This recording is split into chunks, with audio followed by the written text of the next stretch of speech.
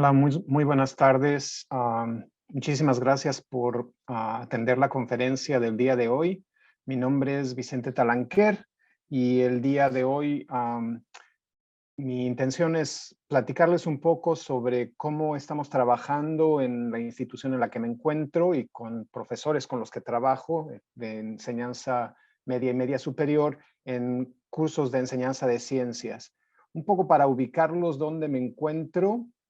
Yo en la actualidad y desde el año 2000 estoy trabajando en la Universidad de Arizona, que se encuentra en la ciudad de Tucson, en medio del desierto de Sonora. Estamos como a 100 kilómetros de la frontera con México, con Nogales en particular. Esta universidad es una universidad que tiene alrededor de 40,000 estudiantes de licenciatura y posgrado y se encuentra en un estado en el suroeste americano. El trabajo que yo realizo en la universidad se centra en dos áreas principales. Hago investigación sobre el razonamiento de estudiantes de ciencias, en particular de química, pero en general trabajo con diferentes profesores, con profesores en diferentes áreas de las ciencias.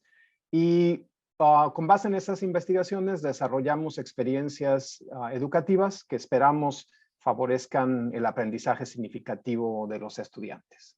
Yo trabajo en grupos gigantescos. En los Estados Unidos, las clases de química, física y biología para estudiantes de ciencia e ingeniería se dan en salones gigantescos. Yo hoy, por ejemplo, este semestre estoy dando clases en un salón que tiene 250 estudiantes.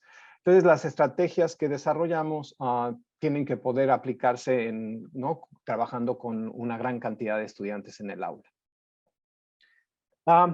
Voy a tratar de interactuar con ustedes lo mejor que pueda vía Zoom. Creo que quisiera utilizar dos formas de comunicarme con ustedes. Una es, voy a utilizar un sistema de poll, ¿no? de encuesta que se llama Poll Everywhere y ustedes pueden conectarse yendo a este sitio, ¿no? de internet y lo pueden hacer con su teléfono o con su computadora.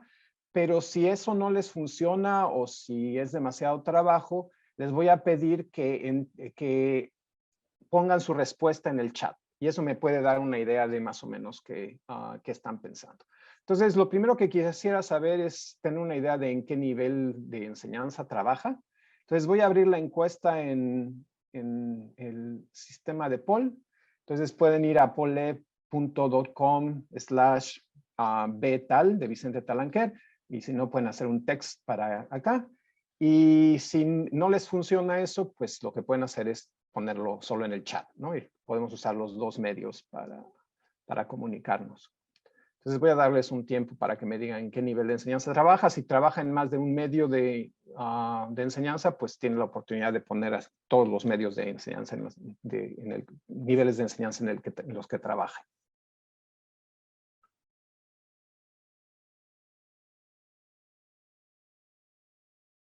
De nuevo, insisto, si no les funciona el sistema de poll, de encuesta, por favor entren su mensaje en el chat.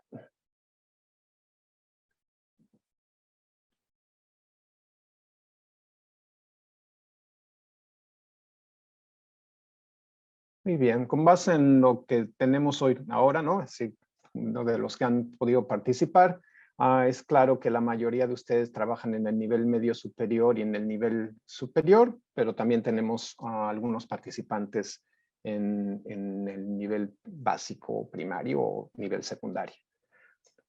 Muchísimas gracias por participar. Eso me da una idea también de más o menos cómo dirigir mi plática. Y entonces ahora lo que me gustaría preguntarles es que me dijeran en qué área disciplinaria enseña, ¿no? Es decir, quisiera tener una mejor idea también de ¿no? cuál es el área en el que trabajan, ¿no? Desde artes, ciencias, humanidades, matemáticas u otra que no haya incluida. Y de nuevo pueden usar el sistema de poll, es el mismo sitio, las preguntas deben estar apareciendo, ¿no? Y si no, pueden usar el chat.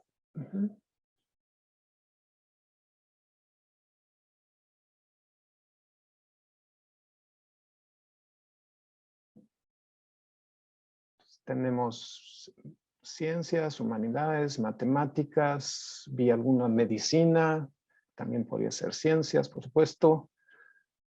Ciencias de la salud, humanidades.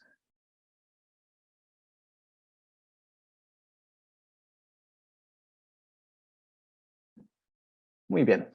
Entonces, claro que el público es en mayoría de enseñanza de las ciencias. Yo creo que lo que voy a decir, por supuesto, se aplica de manera muy puntual para maestros, ¿no? Y estudiantes de ciencias, pero muchas de las cosas que vamos a discutir o que espero que podamos discutir o platicar, se aplican, yo creo que a todas las áreas de enseñanzas, a cualquier nivel educativo. Pues muchísimas gracias por participar. Eso me da una mejor idea de cuál es la audiencia. Entonces, el objetivo de mi plática hoy es tener la oportunidad de escribir y reflexionar con ustedes sobre un conjunto de estrategias de enseñanza que están basadas en resultados de la investigación educativa que se sabe fortalecen el razonamiento de los estudiantes en y con ciencias o en y con los conocimientos de una disciplina en particular. La realidad es que, por lo menos en el área de ciencias, en los últimos 50 años, la investigación en educación ha generado una gran cantidad de conocimientos que nos indican cómo podemos trabajar con los estudiantes en el aula y fuera del aula para favorecer estrategias que promuevan aprendizajes significativos. Estos conocimientos se han publicado en revistas, en libros, etcétera. Y este cuerpo de conocimientos claramente indica que los estudiantes a todos los niveles educativos se enfrentan a una gran variedad de dificultades en el aprendizaje. Algunas de estas dificultades son dificultades cognitivas, conceptuales, ¿no? En general sabemos que los estudiantes tienden sobre todo cuando comienzan un curso, a apoyarse en lo que llamamos pensamiento intuitivo y heurístico para tratar de entender y resolver problemas, y eso necesariamente no es necesariamente útil en todas las circunstancias. Sabemos que tienen problemas de razonamiento, particularmente a lo mejor, ¿no? Pueden depender demasiado en el aprendizaje memorístico, y también sabemos que existen problemas a nivel emocional, ¿no? De motivación, ¿no? Y de tener la sensación de que no son buenos para las ciencias o no son buenos para las matemáticas, y esto genera barreras para el aprendizaje. Ahora, también sabemos a través de la investigación que existen problemas con la enseñanza que tradicionalmente se observa en la mayoría de los salones de clase, por lo menos en los Estados Unidos. Mi experiencia reciente ha sido con maestros en los Estados Unidos, y la realidad es que ya sea a nivel secundaria, preparatoria o universitario, la mayoría de los profesores siguen enseñando ciencias y otras disciplinas de manera tradicional. Eso quiere decir, se concibe el docente como el receptáculo de conocimientos, y el docente considera que su trabajo es comunicar esos conocimientos a los estudiantes. Esto genera una forma de enseñanza que tradicionalmente se caracteriza como pasiva, fragmentada, autoritaria y aséptica, en el sentido de que no se relaciona necesariamente con los intereses, los problemas de los estudiantes y de las comunidades en las que viven. Entonces, la realidad es que, a pesar de que tenemos más de 50 años de trabajo en investigación y educación, que han generado una gran cantidad de conocimientos sobre cómo se puede enseñar de una mejor manera para tener mejores resultados en el aprendizaje de los estudiantes, el cambio educativo ha sido lento y confinado a ciertos salones de clases, ciertas escuelas. Y la pregunta que uno tiene que hacerse es, ¿por qué? ¿Por qué, si sabemos tanto sobre cómo mejor enseñar, seguimos la mayoría de los docentes enseñando de manera tradicional, ¿no? Y entonces, en ese sentido, me gustaría escuchar sus opiniones. Lo que me gustaría es que me dijeran, en pocas palabras, ¿no? Me gustaría que me dijeran, ya sea de nuevo, utilizando el sistema de poll o a través del chat, que me digan por qué no ha habido cambios significativos en la enseñanza de las ciencias, ¿no? En años recientes.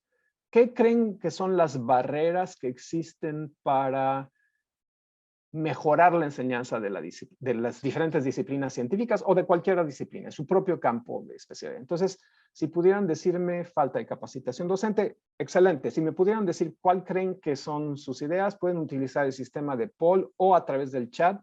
Me gustaría tener un poco una idea de qué es lo que piensan son las barreras. No sean como mis estudiantes. Díganme algo.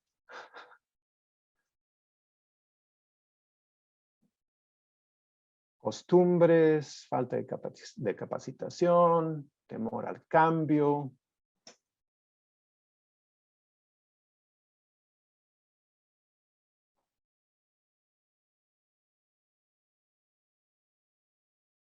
Falta de recursos, por supuesto, también.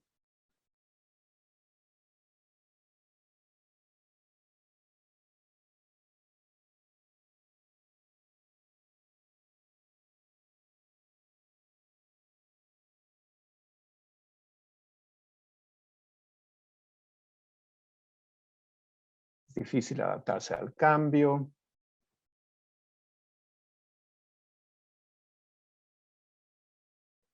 Muy bien.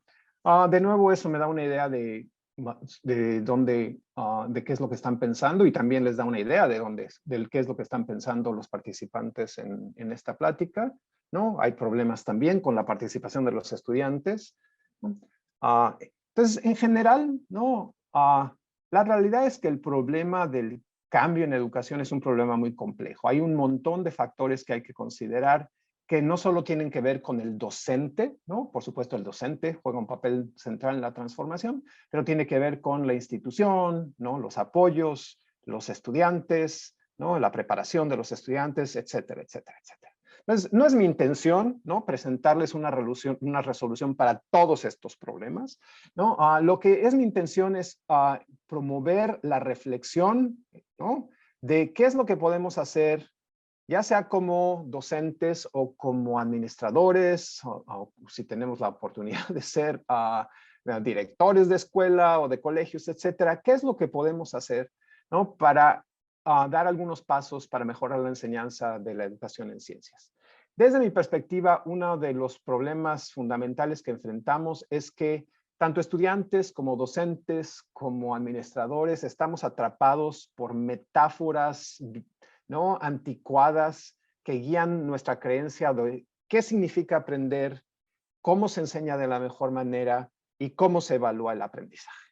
Entonces tenemos concepciones, yo diría, anticuadas, a veces anquilosadas, sobre cuál debe ser el currículo, qué significa aprender, ¿no? Cuál es mi rol como profesor y cuál es el rol de la evaluación. Entonces, lo que quisiera hacer el día de hoy es cuestionar algunas de estas, ¿no? De estas metáforas, ¿no? De estas visiones anticuadas sobre la educación, con la aspiración, ¿no? De que desde mi perspectiva debíamos aspirar a una enseñanza que fuera mucho más relevante y responsiva y crítica en todos los niveles. Una enseñanza que promueva, ¿no? La justicia social, la equidad, la adaptabilidad de los estudiantes, el reconocimiento de la diversidad de los estudiantes en el salón de clases, etc. Hoy en día, en los Estados Unidos, la tendencia basada en investigación educativa se habla de crear una educación que sea ambiciosa, responsiva y responsable, ¿no? Esas son las tres metas principales. Ambiciosa en el sentido de que se busca que la enseñanza mantenga el interés y que se mantenga a un nivel alto de demanda cognitiva que se sostenga durante el curso. Responsiva en el sentido de que esté atenta a las ideas y a las habilidades de todos los estudiantes en el salón de clase. Y responsable en el sentido de que esté enfocada al análisis, discusión y reflexión de problemas de relevancia, ¿no? Para los estudiantes y las sociedades en las que los estudiantes viven. Entonces, esta idea de enseñanza ambiciosa, responsiva y responsable es la idea que se va a manifestar durante toda mi plática. El objetivo es, o el reconocimiento es que en la sociedad actual dado los grandes retos que enfrentamos a nivel planetario, la sociedad requiere de ciudadanos que tengan la capacidad de analizar situaciones complejas, integrar conocimientos diversos, evaluar distintas soluciones y tomar decisiones y actuar de manera responsable. Yo creo que estos 2 años que hemos vivido encerrados por la pandemia nos han demostrado, ¿no?, la urgencia de renovar, de revitalizar, de repensar las formas de enseñanza para crear una ciudadanía, ¿no?, que tenga una capacidad de responder de manera efectiva a las crisis, ¿no?, con las que seguramente nos seguiremos enfrentando. Entonces, ¿qué hacer? Pues mi propuesta el día de hoy va a ser que, debemos repensar cómo organizamos el aprendizaje. Eso tiene que ver cómo pensamos sobre los currículos. 2, que debemos de replantearnos cómo implementamos la enseñanza. Y 3, que debemos críticamente repensar qué significa evaluar, ¿no?, el aprendizaje de los estudiantes y cómo nos enfrentamos con la evaluación, ¿no?, del trabajo de los estudiantes. Entonces, mi plática a partir de ahora está dividida en estas 3 grandes, ¿no?, preguntas. ¿Cómo organizamos el aprendizaje? ¿Cómo cambiamos hoy o repensamos la implementación en el aula? Y cómo repensamos la evaluación del aprendizaje. Entonces, desde la perspectiva de organización curricular, ¿no?, yo creo que todos nosotros estamos familiarizados con lo que se llaman los currículos de escalera temática, ¿no? Estos son los currículos predominantes en las escuelas norteamericanas, por ejemplo, tanto a nivel secundaria, preparatoria como en licenciatura. Son currículos en los que los conocimientos a enseñar están organizados por temas. Los expertos en cada disciplina más o menos tienen una idea de cuál es la organización en las que esos temas se pueden presentar. Por ejemplo, yo soy un químico y la mayoría de los químicos piensan que los estudiantes primero deben aprender sobre los átomos y luego, ya que saben sobre los átomos, deben aprender sobre las moléculas, y ya que saben sobre las moléculas pueden hablar sobre las interacciones entre las moléculas, etcétera, etcétera, etcétera. Entonces es un currículo de escalera en la que se espera que los estudiantes, ¿no?, suban escalón por escalón, ¿no?, y cuando lleguen al escalón superior tendrán esta capacidad para integrar todos estos conocimientos para entender el mundo que los rodea. La realidad es que la investigación en educación demuestra que la mayoría de los estudiantes se caen en el primero o en el segundo escalón, ¿no?, y nunca llegan a alcanzar, ¿no?, el nivel de integración de conocimientos que quisiéramos que pudieran alcanzar. Entonces, desde esta perspectiva, estos currículos tienden a ser currículos en los que se enfatiza la cobertura de conocimientos, ¿no?, y no la comprensión significativa, ¿no?, y el desarrollo de la habilidad para razonar. Entonces, estos currículos tienen desbalances muy importantes, ¿no? Tienden a enfatizar, como ya dije, la extensión, la cobertura, ¿no?, en lugar de profundizar en ideas centrales y en conceptos centrales en cada disciplina. Hay una tendencia a presentar la información, los conocimientos de manera segmentada en lugar de favorecer la integración. Hay un énfasis excesivo en el aprendizaje como memorización, ¿no?, en el lugar de el aprendizaje como comprensión y habilidad para razonar. Y hay un énfasis excesivo en la enseñanza como transmisión de conocimientos en lugar de la enseñanza como la creación de espacios para que los estudiantes construyan conocimientos. Y por supuesto, todo esto tiene un impacto negativo en el aprendizaje y la motivación. Entonces, una de las propuestas, ¿no?, que se ha venido haciendo desde ya hace muchos años es que necesitamos cambiar el enfoque no para completamente eliminar, ¿no?, la necesidad de que los estudiantes aprendan, obtengan conocimientos. Por supuesto que se quiere que los estudiantes obtengan conocimientos, pero se buscar un mejor balance entre la adquisición de conocimientos y el desarrollo de lo que se llaman prácticas disciplinarias, formas de pensar, formas de actuar, formas de conocer en la disciplina. Entonces, la pregunta es, bueno, ¿cómo lo hacemos, no? ¿Cómo enfatizamos, en lugar de enfatizar la adquisición de conocimientos per se, a cómo nos movemos a favorecer el desarrollo de formas de pensar, actuar y saber. Entonces, una estrategia que nosotros, por ejemplo, estamos siguiendo en nuestros cursos de química a nivel universitario es olvidarnos de la escalera temática como forma de organizar el currículo y en lugar de eso, organizar, en lugar de plantearse la pregunta, ¿qué tema o qué concepto o qué idea quiero enseñar el día de hoy? Lo replanteamos como qué pregunta relevante quiero que mis estudiantes aprendan a responder. Entonces, en lugar de organizar los contenidos alrededor de temas, lo que estamos haciendo es organizar los contenidos alrededor de preguntas. Utilizamos estas preguntas que llamamos preguntas esenciales, ¿no?, como disparadores para crear oportunidades para que los estudiantes adquieran conocimientos, pero también adquieran formas de trabajar y de pensar que son fundamentales para resolver la pregunta de interés. Entonces, esta idea de organizar los currículos alrededor de una pregunta esencial ha sido de gran utilidad para nosotros para escapar, ¿no?, esta idea de que los estudiantes tienen que aprender esta lista de conceptos o esta lista de ideas, porque lo que nos planteamos es, si estamos haciendo preguntas esenciales, lo que los estudiantes deben aprender son aquellas cosas que les ayudan a resolver esas preguntas y nada más.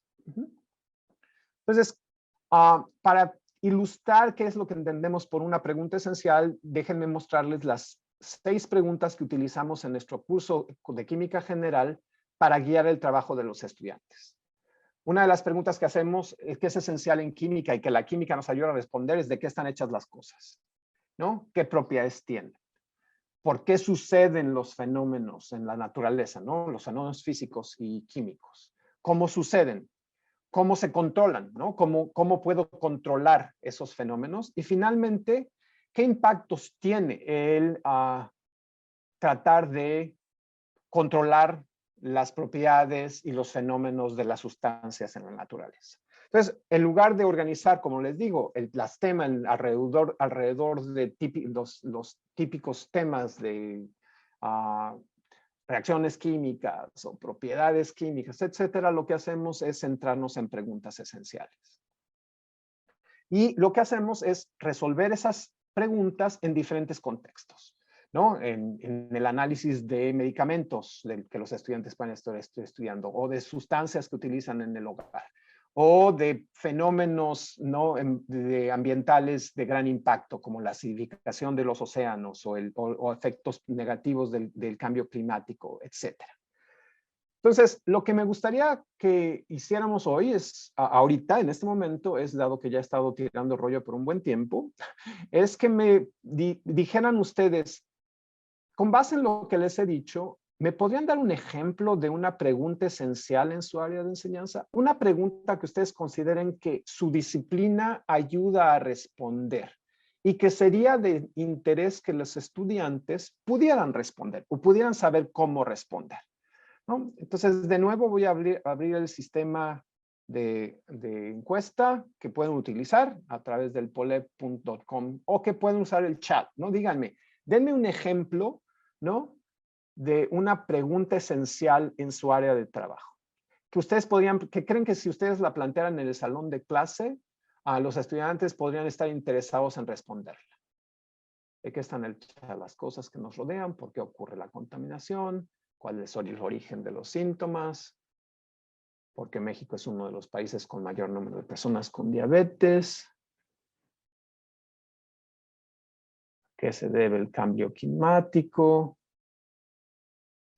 Excelente.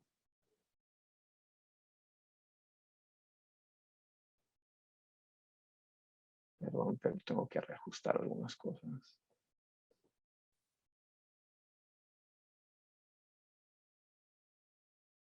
Muy bien, que se estudie las ondas. Entonces, me parece que las personas que están participando tienen una idea clara de qué es a lo que me refiero como preguntas esenciales que podríamos utilizar para guiar el aprendizaje. Excelente. Muchísimas gracias por participar.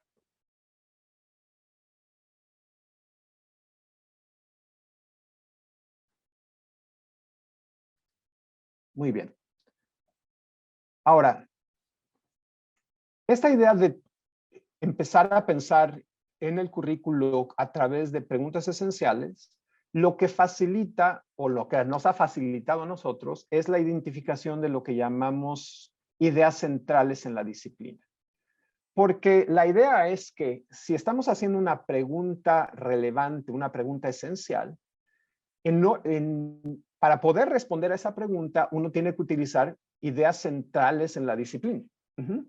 Y entonces eso nos ha ayudado a reducir el número de temas que tenemos que cubrir o el número de ideas que queremos cubrir, porque solo cubrimos esas ideas centrales que son fundamentales para resolver las preguntas esenciales que hemos identificado que queremos trabajar con los estudiantes. Entonces, ¿qué es una idea central o cómo conseguimos qué es una idea central? ¿Cómo identificamos estas ideas centrales? Bueno, pues una idea central en una disciplina tiene que ser una idea que proporciona la base para organizar y desarrollar un conjunto importante de conceptos en la disciplina, ¿no? Es decir, tiene que ser una idea trascendente que nos ayude a organizar un conjunto de conceptos e integrarlos. Tiene que ser una idea que nos ayude a construir explicaciones, a hacer predicciones, a generar inferencias sobre un gran número de fenómenos y sistemas. Es decir, si es una idea central, no debe ser una idea que solo me sirve para explicar una cosa. Debe ser una idea que me ayuda a explicar o a darle sentido a una gran cantidad de fenómenos de interés. Y debe ser una idea que tiene una utilidad práctica en el sentido de que nos va a ayudar va a ser una buena guía para tomar decisiones o para diseñar acciones que nos ayudan a enfrentar problemas de relevancia. Es decir, tiene que ser una idea que es funcional, ¿no? Es decir, una idea, no una idea muerta, es una idea que debe ser funcional para que los estudiantes aprendan a tomar decisiones o a diseñar acciones con el objetivo de resolver un problema de interés. Entonces, uno de los problemas que nosotros hemos enfrentado con profesores con los que trabajamos con base en estas ideas es que cuando les decimos, ok, vamos a enseñar con ideas centrales. Dime una idea central en tu disciplina. Y entonces el docente puede decir, pues estructura atómica, o fuerzas, o genes. Bueno, esa manera de expresar lo que el docente quiere tratar de expresar no es muy productiva porque no me está diciendo cuál es la idea que queremos que los estudiantes aprendan, ¿no? Es decir, para que una idea central sea más productiva, tiene que proporcionar una guía clara, ¿no? De qué formas de pensar, de conocer y de actuar queremos que los estudiantes desarrollen. Entonces, déjenme darles un ejemplo concreto, de nuevo, en química, es mi área de especialidad, ¿no? Por ejemplo, si yo planteo como pregunta esencial, ¿cuál es el problema con el CO2 que generas cada día? Esa pregunta es una pregunta esencial en química que va dirigida a que los estudiantes entiendan que la composición determina sus propiedades y conocimientos y comportamientos. Esta es una idea central en química. Se llama la idea de establecer relaciones entre la estructura de las sustancias y sus propiedades. Es decir, si yo trabajo con los estudiantes en tratar de darle sentido a por qué tenemos problemas con la generación de dióxido de carbono y su liberación en la atmósfera, para darle respuesta a esa pregunta, los estudiantes van a tener que entender cómo se relaciona la estructura de las partículas con las propiedades, ¿no? Y sus efectos en el medio ambiente. Entonces, lo que les quiero comunicar es que para nosotros ha sido muy productivo pensar en términos de preguntas esenciales y ideas centrales y enfocarnos, reducir nuestro interés a trabajar con los estudiantes sobre un conjunto reducido de preguntas y un conjunto reducido de ideas. Ahora, como no sé muy bien cómo funciona esta plataforma, me gustaría poder escuchar en este momento algunos comentarios o preguntas, en lugar de tener que esperar hasta el final, ¿no? Quisiera abrir oportunidades quizás para que hagan preguntas o comentarios en este momento, y si no las tienen, pues seguimos adelante, ¿no? Pero si las tienen, a lo mejor pueden levantar la mano o pueden escribirlo en el chat. Ujú. Y con gusto me gustaría tener como alguna interacción en lugar de estarle hablando a mi pantalla. La maestra Ana Paula. Hola, buenas tardes. Ahora déjeme ver cómo le doy la palabra. ¿Ya me escucha?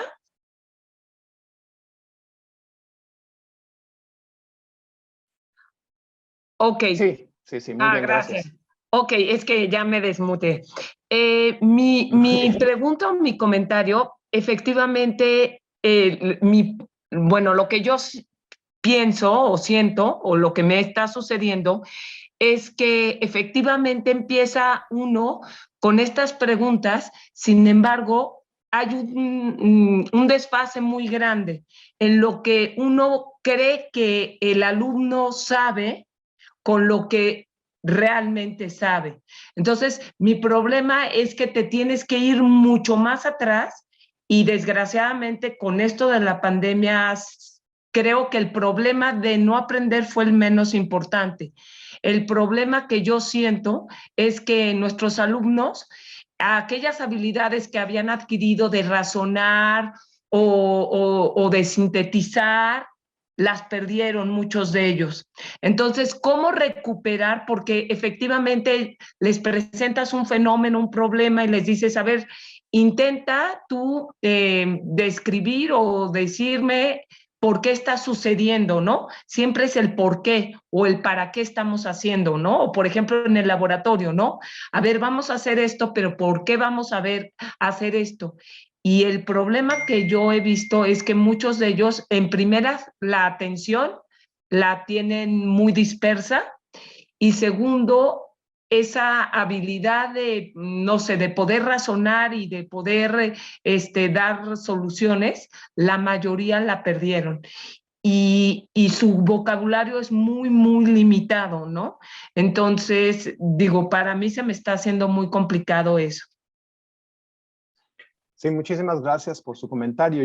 Yo reconozco, ¿no? Que uno de los problemas de trabajar de esta manera es que cuando uno abre la posibilidad de que los estudiantes comuniquen sus conocimientos, se encuentra con que hay una gran diversidad de conocimientos o falta de conocimientos que serían necesarios para que los estudiantes y formas de razonar que son necesarias para abordar el problema. Lo que nosotros estamos tratando de hacer es pensar muy cuidadosamente cómo escalonamos las preguntas, ¿no? Es decir, empezamos quizás con preguntas que sabemos que pueden resolver de manera más sencilla o que requieren conocimientos más fundamentales, ¿no? Es que esperamos que la mayoría de los estudiantes tengan, y escalonamos muy cuidadosamente el tipo de preguntas, ¿no? Con las que trabajamos con los estudiantes.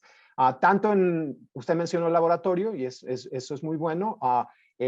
Tanto en el salón de clases, porque trabajamos de esta manera tanto en el salón de clases como en el laboratorio, ¿no? Y sí, es un reto, yo lo admito, trabajar de esta manera es un reto porque implica pensar muy cuidadosamente sobre lo que los estudiantes pueden hacer y cómo gradualmente incrementar el tipo de cosas que pueden hacer. En el chat vi que algunos de ustedes hacer unos comentarios, ¿no? Lo que yo voy a presentar, por supuesto que está asociado con metodologías activas, ¿no? Con el aprendizaje basado en problemas o proyectos, ¿no? Es decir, como yo les digo, esto lo que les estoy presentando no es nuevo, hay 50 años de trabajo en investigación en educación, ¿no? Y esto, de alguna manera, lo que les voy a presentar es como un collage de ideas que surgen, ¿no? Que se pueden aplicar de diferentes maneras a través de diferentes estrategias en el aula, pero que tienen conexiones, ¿no? Entre ellas que van dirigidas a crear más oportunidades para que los estudiantes puedan de manera más activa desarrollar formas de pensar y de trabajar, ¿no? De actuar y de conocer, ¿no? En el aula. Me estoy perdiendo. Le voy a dar al maestro Francisco Pavón. Ok, buenas tardes, ¿cómo estamos? Buenas, muy bien, gracias. Qué bueno.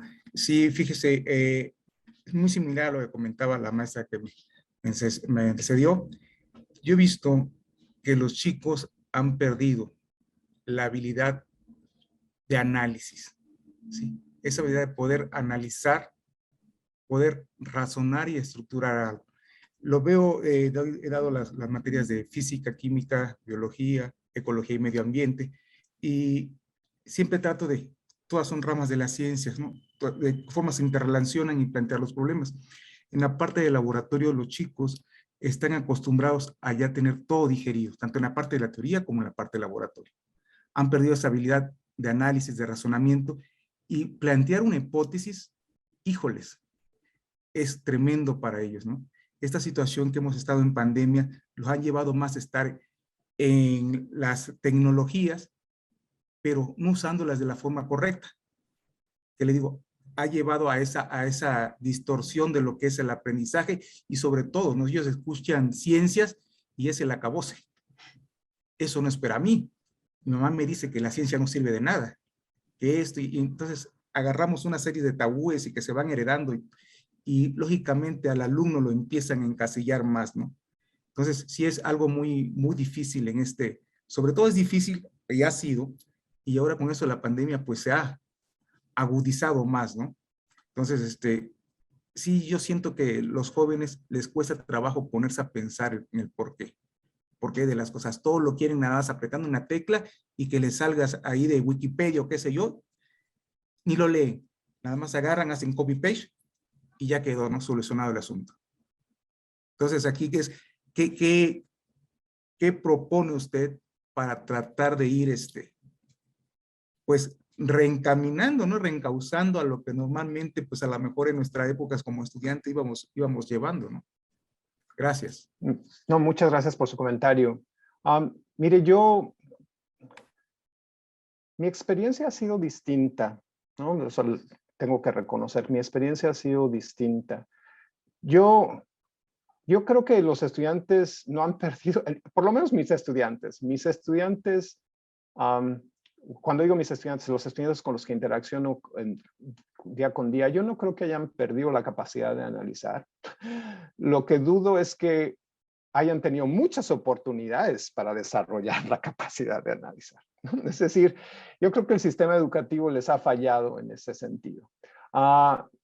Y también yo me he sorprendido cuando entramos en pandemia, yo estaba muy asustado de lo que de en qué medida íbamos a poder enganchar a los estudiantes en estos trabajos ¿no? de resolver preguntas, etcétera. Y la realidad es que descubrimos una gran cantidad de herramientas, ¿no? Que nunca jamás hubiéramos pensado que estaban a la mano para desarrollar, por supuesto, otras formas de trabajar, otras maneras de trabajar, ¿no? Es decir, en lugar de trabajar en el laboratorio, descubrimos que podíamos hacer investigaciones buscando datos a través de la Internet, ¿no? Por ejemplo. Descubrimos que podíamos organizar grupos, ¿no? Que involucraban estudiantes que estaban situados en diferentes regiones del país, ¿no? No solo de la ciudad, sino del país, etcétera. Entonces, yo reconozco, no quiero minimizar los grandes retos, pero también quiero enfatizar que durante este proceso, por lo menos nosotros descubrimos que las limitaciones no eran tan grandes como creíamos. Y también quiero decirles que yo no creo que los estudiantes de hoy en día sean peores que los estudiantes del pasado. Yo recuerdo mis clases de ciencias y lo siento mucho, pero yo estaba aburrido a morir. ¿No? Y yo no aprendí mucho en esos cursos. O sea, yo no creo que lo que estábamos haciendo en el pasado es mejor de lo que estamos haciendo hoy en día. Lo que creo es que hoy tenemos más retos porque hoy en día hay más estudiantes que tienen más acceso a las escuelas y esos estudiantes son más diversos y sus realidades son más complejas. Entonces nos enfrentamos con estudiantes que tienen otros retos y tenemos que aprender a trabajar con esos estudiantes. Ya veo que hay muchísimas manos, pero también Se los agradezco muchísimo, pero me gustaría avanzar un poco y luego darle de nuevo la palabra y luego espero que tengamos más tiempo al final para tener una discusión más amplia. A lo que quisiera moverme en esta segunda parte es qué podemos hacer para trabajar en el aula, ¿no? Para trabajar con los estudiantes una vez que ya tenemos preguntas, que ya hemos identificado estas ideas centrales, ¿qué es lo que podemos hacer?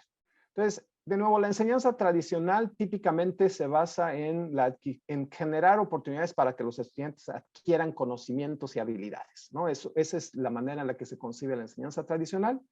En este tipo de enseñanza, lo que tradicionalmente sucede es que el docente transmite de manera pasiva estos conocimientos o crea oportunidades para que los estudiantes se generen habilidades de manera repetida, algorítmica. Y hay un gran énfasis en que los estudiantes generen el producto, ¿no? Un producto, que sepan hacer algo o que sepan reproducir cierto tipo de conocimiento.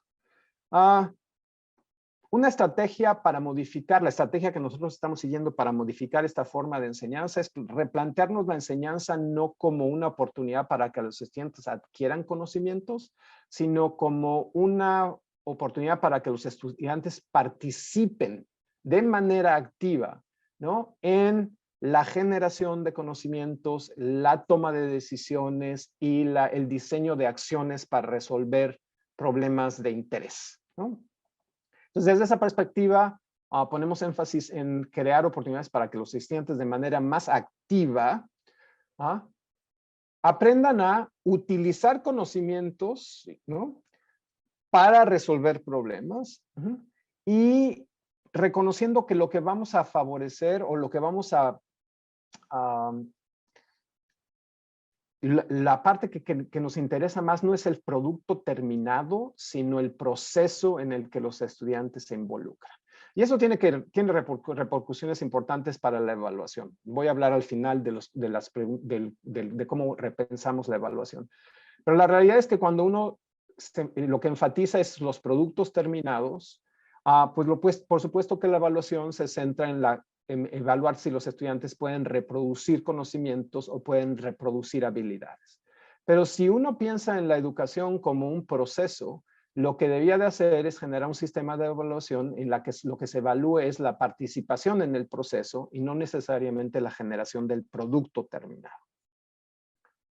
Ahora, ¿cómo lo facilitamos? Yo les voy a dar 8 recomendaciones basadas en nuestra experiencia, ¿no? Una cosa que ha funcionado, que la educación educativa demuestra que funciona bastante bien es organizar la instrucción alrededor de fenómenos o problemas ancla. ¿Eso qué quiere decir? No solo basta con identificar preguntas esenciales, sino que esas preguntas esenciales deben referirse a problemas concretos que sean interesantes y motivadores para los estudiantes y que sean lo suficientemente complejos, sin ser terriblemente complejos, pero lo suficientemente complejos para que la resolución del problema involucre desarrollar estas ideas centrales, ¿no? Y la integración de no solo ideas, sino de formas de trabajar y formas de pensar de manera significativa. Entonces, por ejemplo, nosotros hoy en día en nuestras clases de química tenemos que hablar sobre diferentes tipos de reacciones químicas, equilibrio químico, etcétera. El problema ancla que utilizamos para trabajar con los estudiantes es hacernos la pregunta, ¿por qué se está reduciendo la población de crustáceos en nuestros océanos? ¿No? ¿Por qué está sucediendo? ¿Cómo está sucediendo? ¿Cómo podemos impedirlo y controlarlo? ¿Y qué impactos tiene? ¿No? Porque el hecho de que la población de crustáceos se esté reduciendo tiene impactos sociales, económicos y políticos importantes, ¿no? Dependiendo de la comunidad en la que uno vive. Entonces, utilizamos este problema para trabajar con los estudiantes. Este problema no parece ser un problema de química, yo doy clases de química, sin embargo su comprensión, su resolución necesita, ¿no?, de entender conceptos centrales en química y facilita la integración con ideas en biología, en física, y no solo en ciencias, sino en humanidades, ¿no? Con economía, etc. Entonces, utilizamos estos problemas anclas. Ahora, me gustaría preguntarles, porque a veces hay, en las pláticas que yo doy, las personas que participan tienen problemas en distinguir cuál es un buen problema ancla versus cuál es mejor y cuál es peor. Entonces, déjenme plantearles una pregunta. Imagínense que alguien se plantea estas dos preguntas, estos dos problemas anclas, está tratando de involucrar a los estudiantes en pensar sobre cuestiones relacionadas con el ambiente, etcétera, y se plantea cuál de esas dos preguntas sería un mejor problema ancla. Entonces, les voy a dar 30 segundos para leer las dos preguntas y luego pensar cuál de ustedes creen que es un mejor problema ancla. ¿A o B?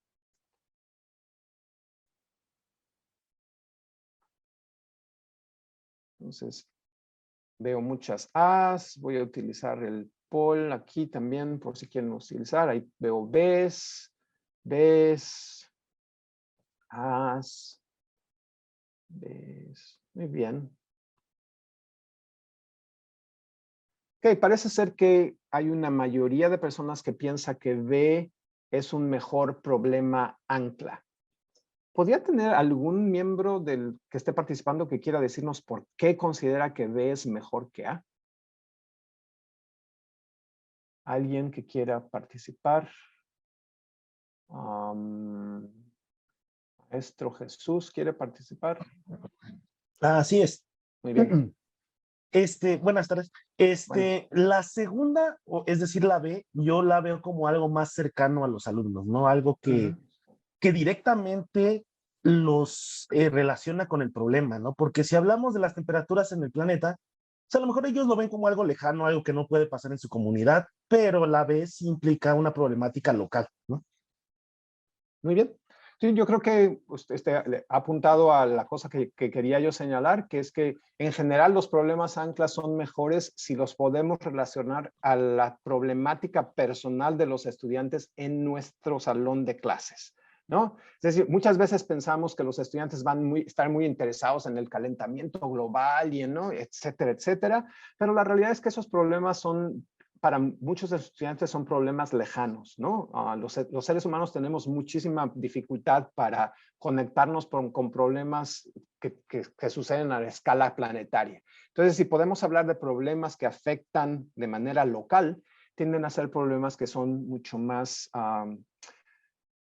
que tienen mucha más capacidad de enganchar a los estudiantes y motivarlos. En general, es deseable que estos problemas ancla, ¿no? Sean problemas no solo cercanos, pero sean problemas sorprendentes, ¿no? Que tienen elementos de sorpresa, de algo que no nos esperamos o que tienen la capacidad de disparar, ¿no?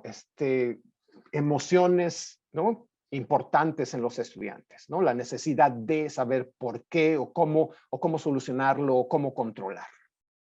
Si ustedes están interesados en ver ejemplos de problemas anclas que diferentes docentes en los Estados Unidos han utilizado, les recomendaría que visitaran este sitio de internet, en donde hay ejemplos de problemas anclas utilizados por diferentes tipos de docentes en los Estados Unidos. No voy a decirles que todos me parezcan excelentes, pero es un buen repositorio, ¿no? De ideas, ¿no? Con los que uno puede trabajar. En general, también se busca o es deseable que estos problemas ancla sean problemas que abran la puerta para analizar y evaluar lo que se llaman problemas socioambientales agudos, ¿no? Problemas relacionados con, de nuevo, agudos para la comunidad en la que los estudiantes viven, ¿no? Problemas de deforestación pueden ser agudos en una comunidad y no en otra. Y de nuevo, problemas de contaminación pueden ser importantes en una comunidad y no en otra. Entonces, en ese sentido, los currículos o los docentes deben ser flexibles para poder adaptar, ¿no? el análisis de los problemas a la realidad de los estudiantes con los que trabajan.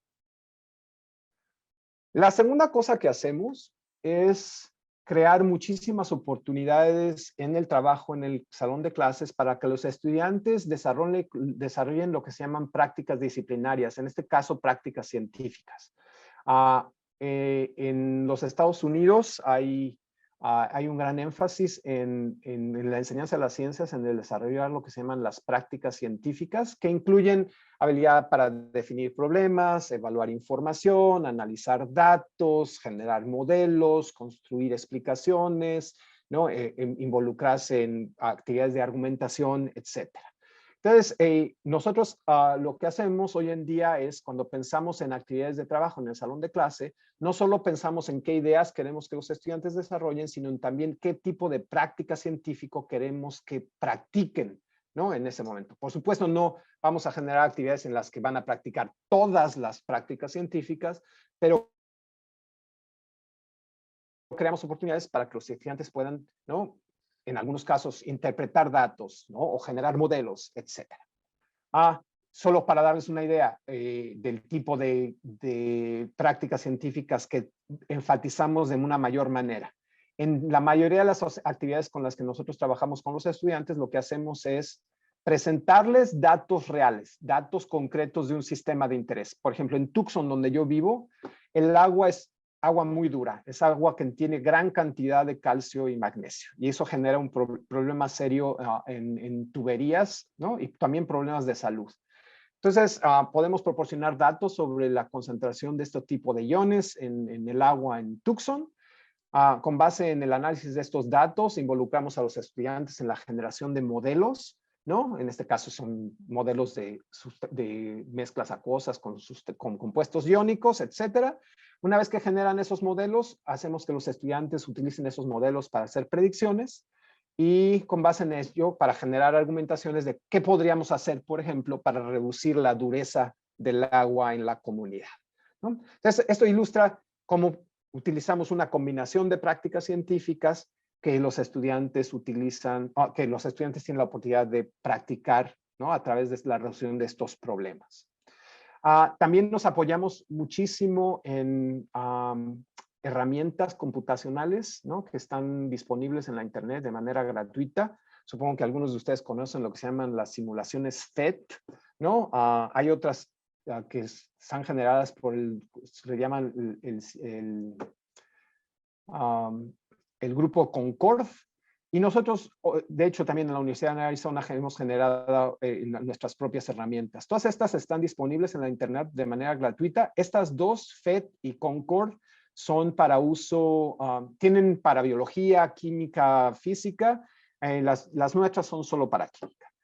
Se las presento porque creo que son herramientas muy útiles para involucrar a los estudiantes en la modelización, ¿no? En modelización de sistemas diversos, que es una de las prácticas científicas centrales que queremos que los estudiantes desarrollen. También lo que hemos hecho es modificar nuestras aulas para favorecer el trabajo colaborativo, ¿no? Y para generar y para dar recursos para que los estudiantes generen estos modelos, ¿no? De manera colaborativa. Hoy en día yo no doy clases en salones de tipo auditorio. Hoy en día estamos trabajando en grandes, se han transformado gimnasios, de hecho, gimnasios gigantescos en los que se han puesto mesas, ¿no? Para que los estudiantes trabajen en grupos. Estas mesas tienen pizarrones blancos, ¿no? Perdonen, pero se me olvidan las palabras en español, con plumones para que los estudiantes, ¿no? Dibujen. Entonces, enfatizamos el trabajo colaborativo porque, de nuevo, la investigación en educación demuestra que cuando los estudiantes tienen la oportunidad de compartir y discutir ideas, el producto, ¿no? de ese trabajo tiene mayor calidad, ¿no? y está a un mayor nivel cognitivo que cuando trabajan de manera individual. Entonces, ¿cómo trabajamos? Por ejemplo, esta es un ancla que también utilizamos en nuestro salón de clase, la implosión de tanques, ¿no? Cuando los limpian, ¿no? Dado el ancla, ¿no? Lo que hacemos es, no solo trabajamos con el ancla, sino trabajamos con un conjunto de actividades asociadas al fenómeno ancla que nos permiten introducir diferentes ideas. Por ejemplo, este fenómeno ancla que ven aquí, la implosión de un tanque, es ideal para hablar de propiedades de gases, modelo de partículas, etcétera, ¿no? Pero bueno, no podemos reproducir este fenómeno en el laboratorio, entonces tenemos que buscar sistemas equivalentes análogos que los estudiantes puedan investigar en el salón de clase. y utilizamos un conjunto, ¿no?, de sistemas diversos que en su conjunto ayudan a entender el problema ancla. Y lo que hacemos es trabajar con los estudiantes en periodos de 2 a 4 semanas, ¿no?, para darle resolución, ¿no?, a la pregunta esencial asociada con este problema ancla. Con esto lo que quiero comunicar es que los problemas anclas que planteamos no son problemas que se resuelven en un día. Son problemas que requieren trabajo continuo durante, ¿no?, varias semanas. La otra cosa que reconocemos es que, como lo dijo una de las maestras que participó, nuestros estudiantes requieren apoyos para saber qué deben saber, cómo deben pensar, etcétera. Es decir, no asumimos que los estudiantes de entrada saben, ¿no?, cómo enfrentar el problema o qué conocimientos son útiles para resolver el problema. Y por lo tanto, construimos una gran cantidad de lo que se llaman andamiajes, ¿no?, que son guías que utilizamos para que los estudiantes sepan qué preguntas es importante resolver primero, cuáles es importante resolver después. Entonces, utilizamos una gran cantidad de andamiajes conceptuales para guiar el trabajo de los estudiantes. Creamos muchísimas oportunidades para que los estudiantes compartan, ¿no?, su trabajo, ¿no?, en equipo. Es decir, y para que tengan la oportunidad de compartirlo con todo el grupo y recibir retroalimentación de todo el grupo. Entonces, hacemos visible las ideas de los estudiantes de diferentes maneras, ¿no? Es decir, los estudiantes pueden utilizar pizarrones o papeles o cartulinas, de la manera que sea, con los recursos con los que contamos, para comunicar sus experiencias y para recibir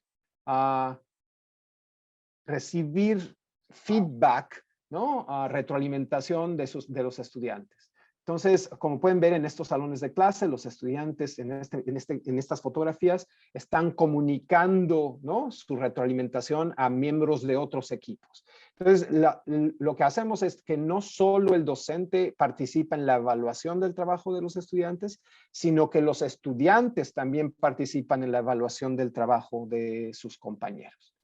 Ahora, esa evaluación también se hace de manera guiada, ¿no?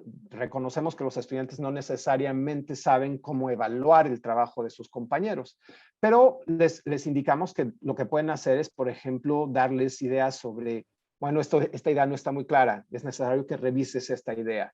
Esta idea parece ser que no pertenece a esta, ¿no?, a esta discusión, porque no la eliminas.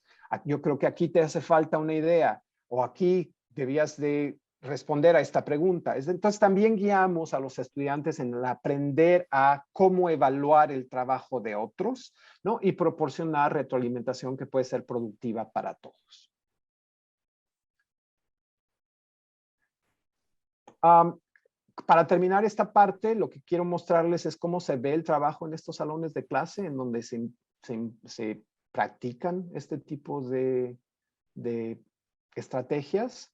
Como pueden ver, ¿no?, los estudiantes tienden a trabajar ya sea en pequeños grupos de parejas o hay discusiones grupales, hay una gran cantidad de representaciones visuales del trabajo de los estudiantes, ¿no? O sea, esta idea de hacer visible la idea de las ideas de los estudiantes es muy importante para nosotros porque nos ayuda a proporcionar retroalimentación constante a cómo están pensando, cómo están trabajando, etcétera.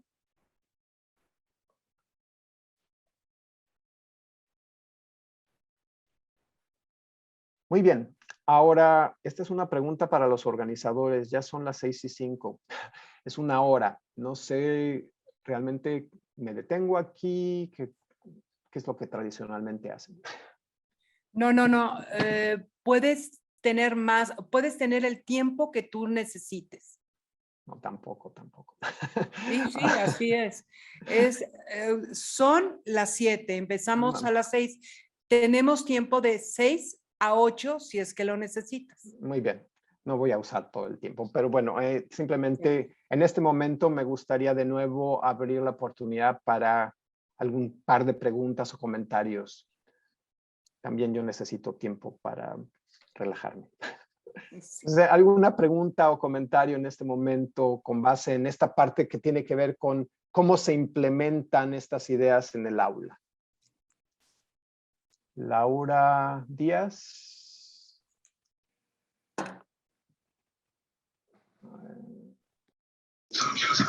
Sí, gracias. Ya, Muy bien. ya se habilitó. Sí, Muy muchas bien. gracias. Yo me quedé pensando si algunas de las preguntas esenciales pueden ser trabajadas, inducidas, para que los estudiantes las planteen, que entren en un conflicto cognitivo.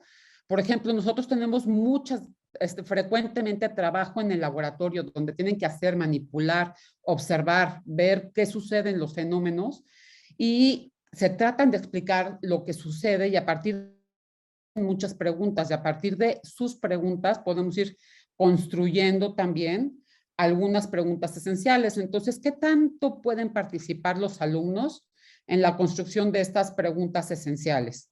Yo creo que eso sería lo ideal, ¿no? Lo ideal sería que los generadores de estas preguntas esenciales fueran los estudiantes. En nuestro caso, nosotros lo hemos limitado porque trabajamos con grupos de 250 estudiantes, ¿no? Y poder manejar las preguntas de todos los estudiantes, de tantos estudiantes, es difícil. Entonces, imponemos restricciones dado el número de estudiantes con los que trabajamos, pero yo veo como ideal, ¿no?, el que los estudiantes tengan una voz activa en la identificación de las preguntas que les gustaría poder responder. ¿Algún otro comentario o pregunta?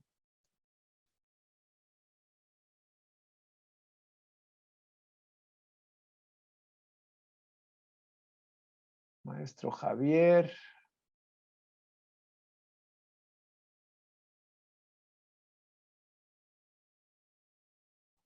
Se puede. Ya. Sí, ¿me escucha? Ya, sí. Permítame un momento para podernos ver de frente. Muy bien. Muy buenas noches ya a todos. El comentario que quería hacer al respecto es que, y sobre todo por esta época de pandemia, como muchos de los compañeros han estado poniendo en el chat, ¿sí? Fue una serie de cambios y desde mi punto de vista muy particular van a ser cambios que no se van a no nos vamos a poder regresar a los métodos y sistemas que teníamos anteriormente, ¿sí? Los cursos en línea a los que tuvimos forzosamente que dar, nos hicieron un cambio. Quisiera comentar eso. A los muchachos se les dio muchísimo mejor ese cambio que a los propios maestros, ¿sí? Las herramientas tecnológicas ya las manejaban ellos. Muchos de nosotros como profesores tuvimos que aprender. Y pues es esa situación. Nuestros alumnos actuales son muy diferentes a cuando nosotros éramos alumnos. No sé, cambio o evolución. Efectivamente, las herramientas tecnológicas les dan toda la información del mundo. Ya no tienen la necesidad, como teníamos nosotros, de ir a una biblioteca para encontrar la información, ¿sí? Ellos tienen la información en la mano. Y yo creo que ahí el cambio es que el profesor está ya con esa información que tienen los alumnos, en crear conocimiento, ¿sí? Y con todo, sobre todo, estoy totalmente de acuerdo en cambiarles el objetivo. No, el tema siguiente que vamos a ver es, no, ¿qué problema es el que sigue por resolver? En mi caso, cuando salí de la universidad y llegué a mi primer trabajo, lo primero que vi es que me pusieron un problema enfrente, ¿sí? Yo acostumbrado a resolver mis exámenes, memorizar, ¿sí? Todos los temas para contestar bien mis exámenes, y efectivamente cuando uno se enfrenta a la realidad, el problema que tenemos enfrente no requiere que yo tenga memorizado toda la información para poderlo resolver. Me valgo de todas las herramientas que tengo a mi disposición para poder resolver ese problema. Entonces, es un enfoque que, al menos en mi caso, quisiera yo proporcionarles a mis alumnos. Utilicen las herramientas a su alcance, ¿sí? tienen que entender los conceptos base. Si no pueden entender esos conceptos base, muy difícilmente van a poder resolver su problema. Pero en ese aspecto es como yo estoy dirigiendo esta situación, y sobre todo que se pues elevó muchísimo con la pandemia y las clases en línea que tuvimos que estar dando. Esa era mi participación. Muchas gracias. Muchísimas gracias. Yo creo que ha hecho varios puntos que para mí me parecen muy importantes. Una es que hoy en día los seres humanos tenemos acceso a una gran cantidad de información de manera muy sencilla. No, si tenemos acceso a la internet, no es que eso también es importante, ¿no? Hay que reconocer que hay barreras estructurales que afectan a diferentes tipos, de manera diferente a diferentes tipos de estudiantes. Pero en general, una gran mayoría de estudiantes tienen acceso más directo a la información. Entonces, el problema no es acceder a la información. El problema es cómo acceder, cómo evaluar esa información, cómo procesar esa información, cómo utilizar esa información de manera productiva para resolver problemas, o para tomar decisiones, o para diseñar acciones. Y yo creo que eso hay que reconocerlo porque eso cambia el objetivo de la enseñanza, ¿no? El objetivo de la enseñanza hoy en día no es proporcionar información. Ese problema está resuelto. El objetivo de la enseñanza es cómo evaluamos si esa información es adecuada o no. Cómo proporcionamos herramientas para que los estudiantes puedan utilizar esa información de manera productiva. Entonces, para mí ese es un punto importantísimo para mantener. Yo tengo debates continuos con docentes con los que trabajo que insisten en que los estudiantes deben aprender la nomenclatura de las sustancias químicas, por ejemplo. Yo digo, solo hay que googlear, ¿no? No hay necesidad hoy en día, ¿no? Ya no hay esa necesidad. Sin embargo, los estudiantes deben aprender a googlear de manera efectiva, ¿no? Para obtener la información que requieren. Y deben poder identificar qué sitios de internet, ¿no? Les van a proporcionar la información que requieren de manera adecuada. Es decir, lo que necesitan es diferente y hay que reconocerlo. Las herramientas con las que contamos son diferentes y hay que reconocerlo. Y siempre que hay cambios de herramientas, hay cosas que se ganan y hay cosas que se pierden. Y es mejor enfocarse a lo que se gana que sufrir por lo que se pierde, ¿no? Esa es mi perspectiva en términos de cómo enfrentar, ¿no? Los retos con los que todos nos enfrentamos, particularmente con los cambios generados por la pandemia. En fin, me gustaría terminar mi plática con una presentación breve sobre cómo estamos también repensando la evaluación del aprendizaje. Siempre dejo esto al final, aunque para mí es quizás la parte más importante. Yo creo que una de las razones por las que las cosas no cambian en educación en las ciencias es porque no cambia la manera de evaluar. Lo que evaluamos determina, nuestros exámenes, nuestros trabajos son el mensaje que le mandamos a los estudiantes sobre lo que consideramos importante que aprendan, ¿no? Podemos tirar rollo y rollo y rollo de que lo que nos interesa es que los estudiantes aprendan a pensar, que los estudiantes aprendan a resolver problemas, pero si al final del día lo que se enfrentan es con un examen en lo que se les pide es dime cuál es el símbolo del agua, dime cuál es la estructura electrónica del potasio, etcétera, pues el mensaje es contradictorio, ¿no? Porque por un lado les decimos, esto es importante, pero lo que voy a utilizar para evaluarte es esto otro. Entonces, cambiar la evaluación para mí es una de los pilares fundamentales de todo proceso de reforma. Y hay que cambiarla en diferentes dimensiones. Una es, estamos acostumbrados a pensar en evaluación de una manera unidimensional, que es la evaluación como evaluación sumativa, como la evaluación del producto final que los estudiantes pueden demostrar. Y eso es lo que utilizamos para calificar y promover a los estudiantes. Es fundamental que reconozcamos que la evaluación formativa, la evaluación del proceso de aprendizaje es tan o más importante que la evaluación sumativa, que es la evaluación de lo que los estudiantes pueden hacer al final del proceso de aprendizaje.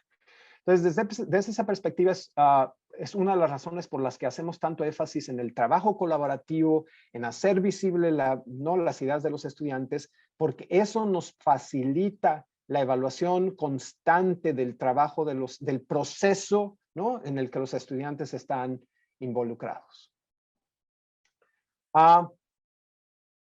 También, no solo hay que cambiar los procesos, hay que cambiar el contenido de estas evaluaciones. En química, por ejemplo, la manera en la que evaluamos, yo le llamo de evaluación de caja de herramientas, ¿no? Es decir, una caja de herramientas está llena de cosas, ¿no? El martillo, el desarmador, las pinzas, ¿no? Y lo que hacemos es decirle al estudiante, enséñame que sabes cómo usar el martillo, enséñame cómo sabes que sabes usar el desarmador, enséñame que sabes cómo usar las pinzas, pero jamás lo enfrentamos con una evaluación que diga, no, y ahora enséñame cómo se utilizan las herramientas para construir algo, ¿no? Entonces, yo creo que debemos cambiar las evaluaciones para que no sean una evaluación de caja de herramientas, ¿no?, sino para que sean una evaluación en la que los estudiantes puedan demostrar, ¿no?, que pueden integrar esos conocimientos, ¿no? Que no solo que pueden demostrar que tienen conocimientos aislados, sino que pueden integrarlos de manera productiva. Y de manera productiva no quiere decir de manera correcta. Eso también para mí es muy importante. Siempre en evaluación tendemos a poner énfasis en que el estudiante obtenga la respuesta correcta. Y yo creo que el énfasis debía estar en que los estudiantes demuestren que pueden utilizar sus conocimientos, sus formas de razonar de manera productiva para generar una respuesta razonable a un problema de interés. Razonable no significa la mejor o la única o la correcta, sino simplemente que es razonable dado los conocimientos, las formas de razonar que se han manifestado o que se han practicado en el salón de clases. Ahora, la manera en la que estamos trabajando para reformarnos, para repensar, para cambiarnos la mente sobre cómo pensamos sobre la evaluación, es pensar que nuestras evaluaciones deben forzar a los estudiantes a integrar ideas, formas de razonar y formas de trabajar en ciencias, y que deben hacerlo en contextos de relevancia y en donde los estudiantes tengan que tomar decisiones o diseñar acciones con base en la integración de conocimientos, formas de pensar y formas de actuar. Le llamamos a estas evaluaciones 3D, de 3 dimensiones, porque se busca que los estudiantes de nuevo, ¿no?, demuestren si tienen la capacidad de integrar ideas o formas, ¿no?, formas de actuar y formas de pensar en contextos de relevancia. Yo durante esta plática ya les he introducido a qué le llamamos ideas centrales. Estas formas de actuar son lo que llamamos las prácticas científicas, y las formas de razonar son formas de razonamiento que son útiles en cada disciplina. Y cada disciplina tiene diferentes formas de razonar que quisiera que los estudiantes pudieran desarrollar. Entonces, les voy a poner un problema. Yo sé que no todos son biólogos o químicos, pero bueno, la mayoría de ustedes son de las áreas científicas. Entonces, creo que van a poder entender el problema. Este es un problema generado por un docente. Imagínense que esta es una pregunta que le quiere hacer a los estudiantes en un examen. Me gustaría que me dijeran si ustedes creen que esta es una evaluación 3D. Es decir, una evaluación que, si los estudiantes la contestan bien, va a demostrar que pueden integrar conocimientos, formas de razonar y formas de actuar, prácticas científicas. Entonces voy a dar como un minuto para leer la pregunta, para evaluar si esta es una buena pregunta 3D.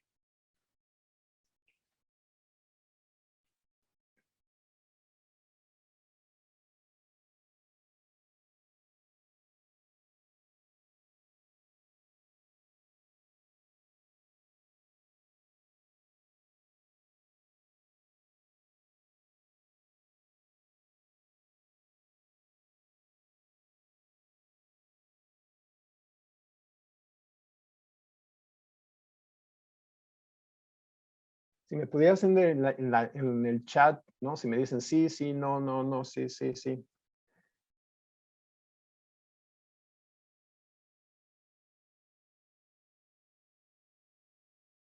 Ok. So, veo más sís que nos, Muy bien. Ahora, ustedes acaban de hacer lo que llamamos un claim en inglés, ¿cómo se dice? Una aserción, una aserción. Ahora quiero que alguien me construya un argumento. ¿Por qué sí? ¿Por qué sí es esto una evaluación 3D? ¿Algún maestro valiente? Maestro o maestra valiente que nos diga por qué cree que esta sí es una buena pregunta 3D.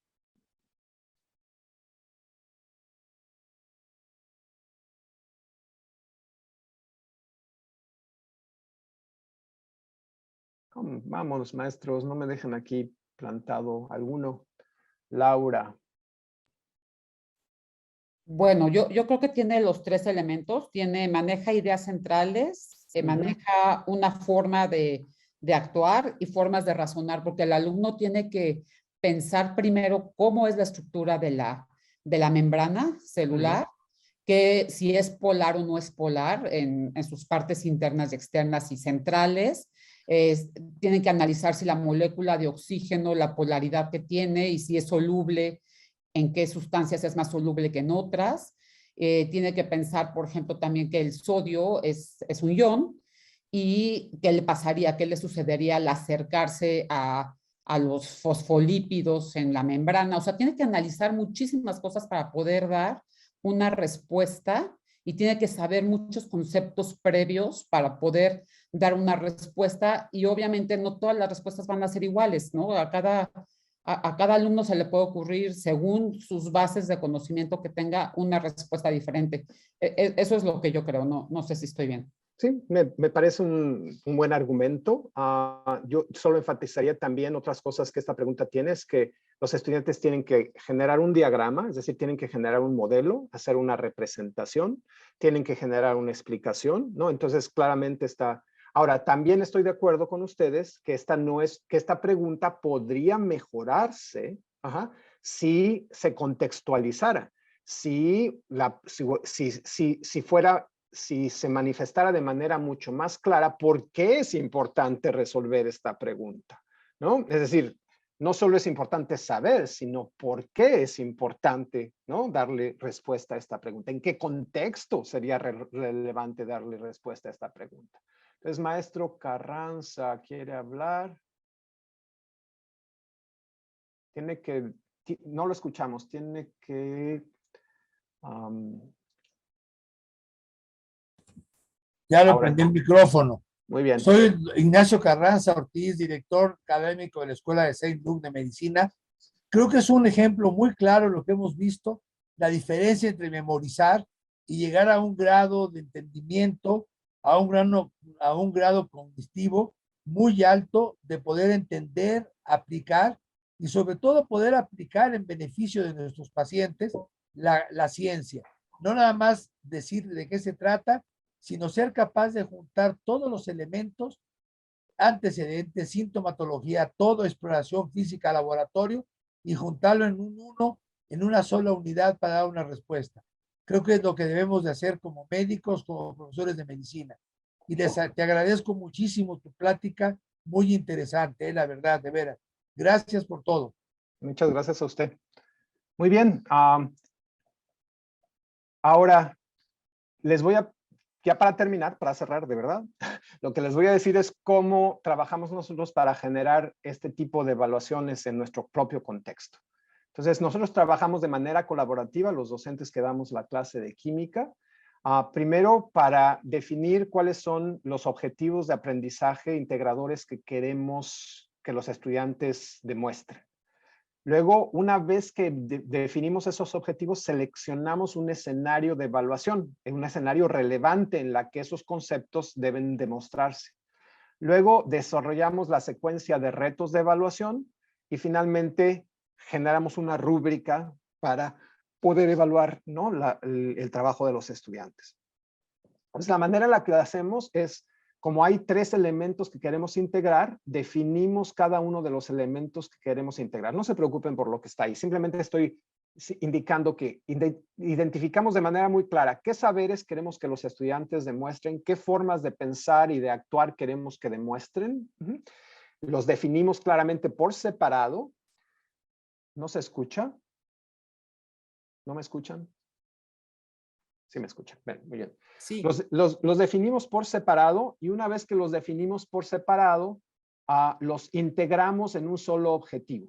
Y en ese objetivo integra, no, este es el objetivo 3D, es un objetivo 3D. Los estudiantes deben poder demostrar conocimientos, ciertas prácticas científicas, no solo una práctica científica, ¿no? Y cierta forma de razonar, no todas las formas de razonar. Por supuesto que hay que acotar, ¿no?, en los objetivos de aprendizaje a evaluar. Una vez que tenemos el objetivo integrador, lo que hacemos es identificar un contexto en el que es relevante, ¿no?, demostrar este conocimiento. Porque la realidad es que si no podemos encontrar un contexto en el que es relevante saber esto, ¿para qué estamos enseñándolo? ¿No? Entonces, en este caso en particular, el objetivo tiene que ver con lo que los estudiantes reconozcan diferencias entre estados de la materia y cómo podemos utilizar propiedades de las sustancias para separarlas. En química es el contexto, uno de los contextos ideales es la separación de componentes del petróleo, por ejemplo, que es fundamental, ¿no?, en las sociedades modernas para generar una gran cantidad de productos. Y una vez que identificamos el contexto, generamos los retos de evaluación y estos retos de evaluación, ¿no?, se enfocan a diferentes prácticas científicas. Deben poder interpretar datos. Una vez que interpretan esos datos, deben ser capaces de utilizar esos datos para diseñar una columna de separación y luego deben ser capaces de justificar su diseño, ¿no?, de separación. Y de nuevo, insisto, ustedes pueden pensar, no, este problema está dificilísimo. Bueno, es dificilísimo si el objetivo es que los estudiantes produzcan la respuesta ideal, correcta. No, lo que buscamos es que los estudiantes, de manera razonable, con base en lo que saben y en el nivel educativo en el que se encuentran, puedan producir, ¿no?, algo de calidad. Entonces, más o menos esto ilustra cómo trabajamos. Si quieren ver algunos ejemplos del tipo de evaluaciones que hemos desarrollado, las pueden encontrar en este sitio. Yo con gusto les comparto mi presentación, así que no se preocupen por eso. Yo puedo generar un PDF que les puedo mandar a una persona que a lo mejor te las pueda hacer llegar de alguna manera, pero eso es fácil. Yo entiendo que es difícil, ¿no?, con tanta información. Pero si van a este sitio de internet que está aquí, ¿no?, que se llama Chemical Thinking, ¿no?, pensamiento químico, pueden ver el tipo de evaluaciones que hemos generado y como pueden ver, todas ellas están contextualizadas, ¿no?, en el uso de psicotrópicos, captura de carbono en la atmósfera, el problema de la capa de ozono, el uso de anestésicos, ¿no?, por qué, cuáles se usan, cuál es mejor usar, ¿no?, qué es una droga, cómo se separa, cuáles son los componentes de nuestra comida, etcétera. Y finalmente, generamos rúbricas que están alineadas, ¿no?, con los objetivos integradores que hemos generado. Bueno, con eso quisiera yo simplemente resumir que si queremos mejorar la enseñanza de la química, tenemos que seriamente repensar cómo pensamos sobre el currículo, cómo pensamos sobre la enseñanza y cómo pensamos sobre la evaluación.